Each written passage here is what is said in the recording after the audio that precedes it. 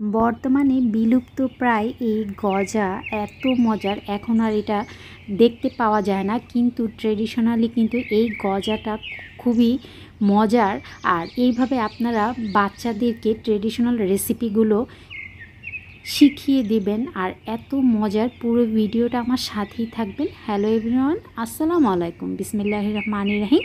Traditional এই গজার recipe share করব। এই জন্য 2 কাপ ময়দা, 2 চিমটি বেকিং সোডা, আর স্বাদ মতো সামান্য একটু হাফ চা চামচ লবণ, 2 টেবিল চামচ চিনি, আর 1 চা চামচ জয়ফল গুঁড়া দিয়েছি। জয়ফল গুঁড়াটা দিলে খুব সুন্দর একটা ফ্লেভার আসে, তো আপনারা জয়ফল গুঁড়াটা স্কিপ করতে পারেন, কারণ ট্রেডিশনালি জয়ফল গুঁড়াটা কিন্তু দেয়া হয় না।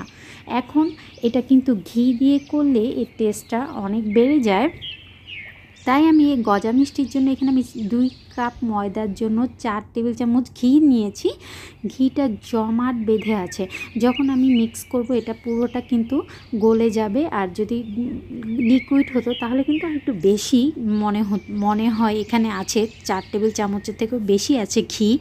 যখন মিক্স করা হয়ে যাবে, পারফেক্টভাবে মিক্স হলো সেটা বুঝবেন যখন এভাবে মুট করে দলা পাকাবেন, তখন এটা শক্ত হয়ে যাবে। আর চাপ দিলেই ভেঙে গুঁড়া গুঁড়া হয়ে আগের মতো হয়ে যাবে, তখনই বুঝতে হবে ময়দাটা ঘিয়ের সাথে পারফেক্টভাবে মিক্স করা হয়েছে। এখন আমি রুম টেম্পারেচারে রাখা পানি দিব।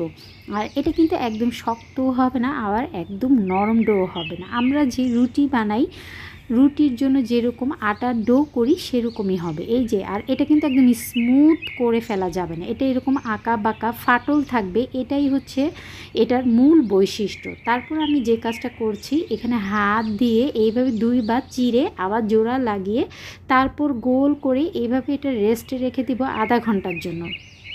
অবশ্যই একটু রেস্টে রেখে দিবেন, তাহলে এটা আরেকটু সফট হয়ে যাবে। ফিরে এলাম 30 মিনিট পর। এখন আমি গজা বানাবো। আর গজার ভিতরে কিন্তু অনেক লেয়ার থাকে, আর সেই লেয়ারটা করার জন্য একটু সিক্রেট ফলো করতে হবে। আমি ছড়ানো কিছুতে এইভাবে পুরো ডোটা এভাবে চেপে চেপে আমি গোল করে নিয়েছি। আপনারা চাইলে যে বেলুন আছে সেটা তো আপনারা বেলুনি দিয়ে বেলে গোল করে নিতে পারেন। আমি হাত দিয়েই করছি, কারণ এটা অনেক সফট হয়ে গিয়েছে। খুব সহজেই আমি যখন হাত দিয়ে এটা চাপ দিচ্ছি, এটা কিন্তু বড় হয়ে যাচ্ছে। আমি হাত দিয়ে চেপে চেপে এরকম বড় করে নিয়ে আবার ছুরি দিয়ে এভাবে কেটে নিচ্ছি। আর দেখতে পাচ্ছেন মাত্র 3 বার করেছি, তাতেই কতগুলো লেয়ার হয়েছে। তো খুব বেশি করতে হবে না, 4 থেকে 5 বার এই স্টেপটা ফলো করতে হবে। এইভাবে হাত দিয়ে চেপে চেপে আমি আবার একটু এটা এরকম চ্যাপটা করে নিচ্ছি, তারপর ছুরি দিয়ে কেটে নিচ্ছি। তো আমি আর করব না, এটাই আমার লাস্ট স্টেপ। এই যে লেয়ার দেখতেই পাচ্ছেন যে গজার অনেকগুলো লেয়ার কিন্তু হয়ে গিয়েছে। এখন আমি আরেকটার সাথে আরেকটা লম্বা ডো এভাবে মিক্স করে যে ফাঁকা অংশটা আছে এটা কিন্তু বন্ধ করে দিতে হবে। এটা আঙুল দিয়ে চেপে চেপে এইভাবে বন্ধ করে দিতে হবে, না হয় যখন আমি ভাজবো তখন কিন্তু এই লেয়ারগুলো খুলে যাবে। এই জন্য এই লেয়ারগুলো এভাবে আঙুল দিয়ে চেপে চেপে সবগুলো ফাঁকা কিন্তু আমি বন্ধ করে দিব। খুব ভালোভাবে এটা বন্ধ করে তারপর আমি আমার পছন্দ মতো গজা শেপ দিয়ে নিব। আর গজাগুলো একটু ছোট করেই কাটবো, কারণ এটা যখন আমি ভাজবো তখন কিন্তু এটা ফুলের ডাবল হয়ে যাবে। তাই আমি একটু ছোট ছোট করেই নিচ্ছি। আপনারা আপনাদের পছন্দ মতো চাইলে আরও ছোট করেও নিতে পারেন। এখন আমি আমার পছন্দ মতো সবগুলো গজা এরকম লম্বা করে কেটে নিচ্ছি। ট্রেডিশনালি গজা দেখতে যেরকম হয়, আমি ঠিক সেভাবেই এই গজাগুলো কেটে নিয়েছি। এই যে দেখুন, এক একটা গজার লেয়ারগুলো দেখুন। আর 2 পাশে যে ফাঁকা অংশটা আছে প্রত্যেকটার আমি এভাবে আঙুল দিয়ে চেপে চেপে বন্ধ করে দিচ্ছি।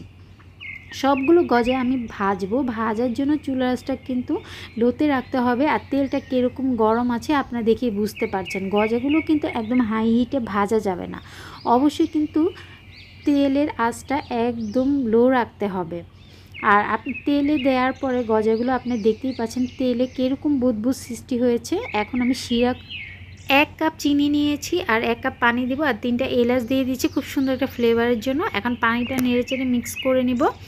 আর এই পর্যায়ে কিন্তু আপনারা চাইলে এখানে অরেঞ্জ ফুড কালারও দিতে পারেন, তাহলে গজার কালারগুলো আরও সুন্দর হয়। বাট আমি কোনো কালার দিচ্ছি না। এখন লো আছে, আমি এগুলো ভেজে নিচ্ছি। 5 মিনিট পরেই কিন্তু এগুলো ফুলে উঠেছে তেলের উপরে। এখন আমি উল্টে পাল্টে ওই পাশটা একদম খুব সুন্দর কালার আসার পরে আমি উল্টে দিব। এই পর্যায়ে বেশি নাড়াচাড়া করলে এগুলো ভেঙে যাবে, তাই যখন এক পাশ হয়ে যাবে অপর পাশটা উল্টে দিবেন। এই যে আমার গজা ভাজা হয়ে গিয়েছে, এখন আমি তেল থেকে তুলে যে চিনির শিরাটা করেছি শিরায় দিয়েছি। আর শিরায় খুব বেশিক্ষণ রাখা যাবে না, 2 থেকে 3 মিনিটের মধ্যে আমি শিরা থেকে তুলে নিয়েছি। ভিতরটা কেমন হলো সেটা আপনারা দেখেই বুঝতে পারছেন। অসম্ভব মজার এই গজাটা। আশা করি আজকের রেসিপি আপনাদের ভালো লেগেছে। আসসালামু আলাইকুম, আল্লাহ হাফিজ।